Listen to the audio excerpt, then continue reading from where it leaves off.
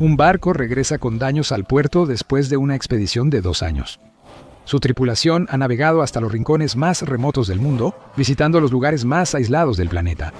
Después de tanto tiempo en el mar, el barco se mantiene unido por poco más que brea y esperanza. Antes se mantenía unido por clavos de hierro, pero los marineros los habían usado para otros fines. Este es el HMS Dolphin, una fragata de sexta clase capaz de transportar 24 cañones. Fue puesta en servicio en 1752.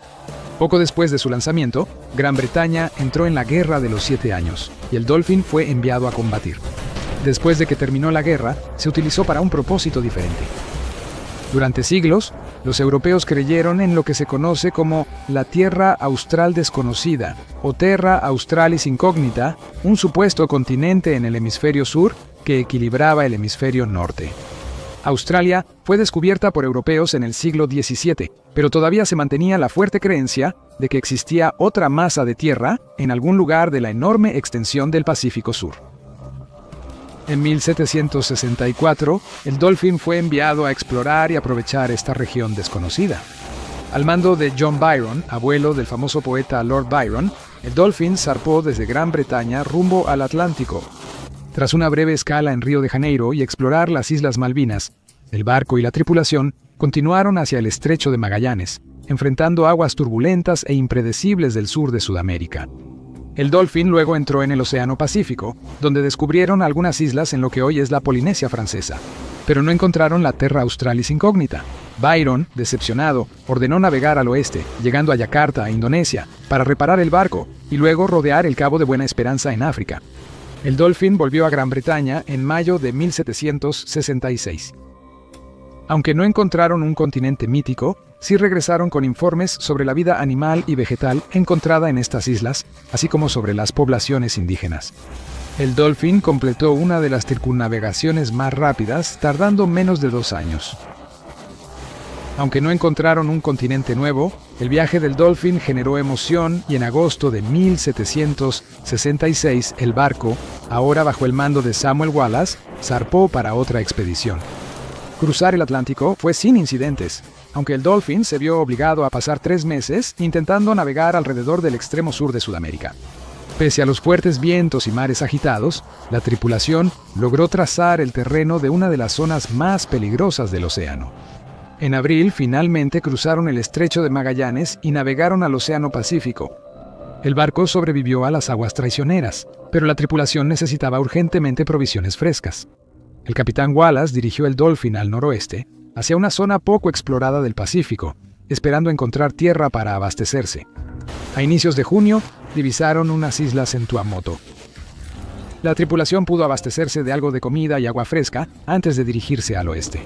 El 18 de junio de 1767 avistaron más tierra, y el día 23 el HMS Dolphin echó anclas en Tahití, al que Wallis llamó Isla del Rey Jorge.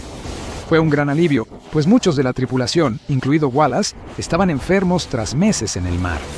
Por supuesto, no estaban solos. Tahití ya había sido habitada por polinesios que se establecieron en la isla siglos antes. Cuando vieron los grandes barcos británicos acercarse, se subieron a sus canoas y remaron para recibir a los recién llegados. El capitán Wallace notó que las canoas transportaban habitantes de Tahití, cerdos, gallinas y fruta fresca, provisiones muy necesitadas por la tripulación. Cuando se acercaron al Dolphin, Wallace ordenó al artillero del barco y a 2 guardiamarinas que intercambiaran con ellos. A cambio, los británicos les dieron a los habitantes de Tahití cuentas, cuchillos y clavos de hierro y disparaban los cañones si no conseguían lo que querían.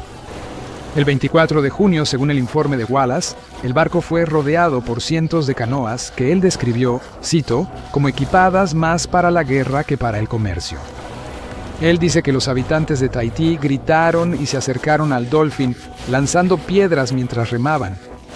Los británicos dispararon y los tahitianos huyeron al ver una canoa partida por un cañonazo.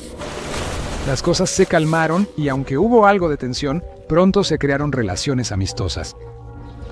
Los habitantes de Tahití fueron al Dolphin e intercambiaron productos con los británicos, llenando pronto las bodegas del barco de provisiones frescas.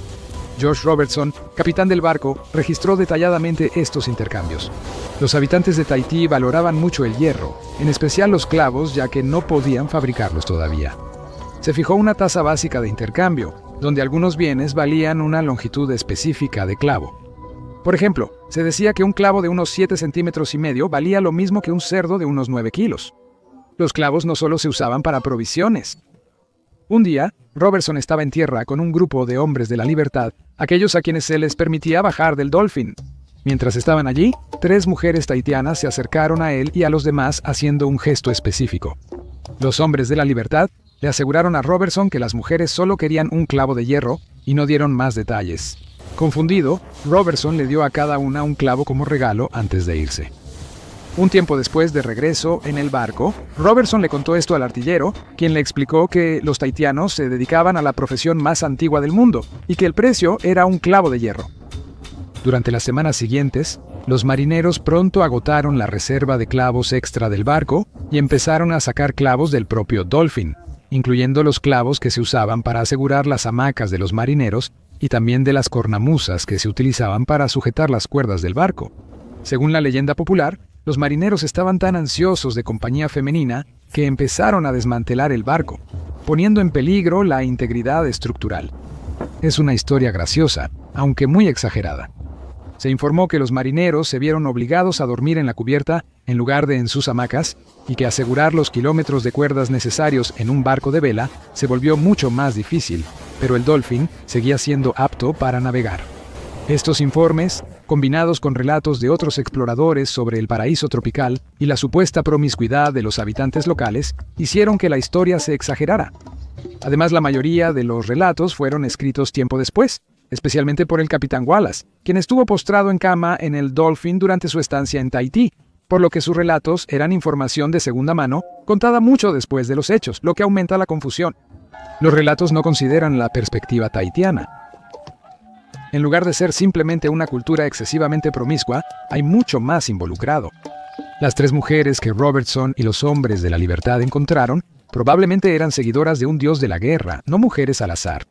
Ellas recorrían las islas de Tahití realizando rituales religiosos para promover la fertilidad y prosperidad, lo que incluía actos sexuales.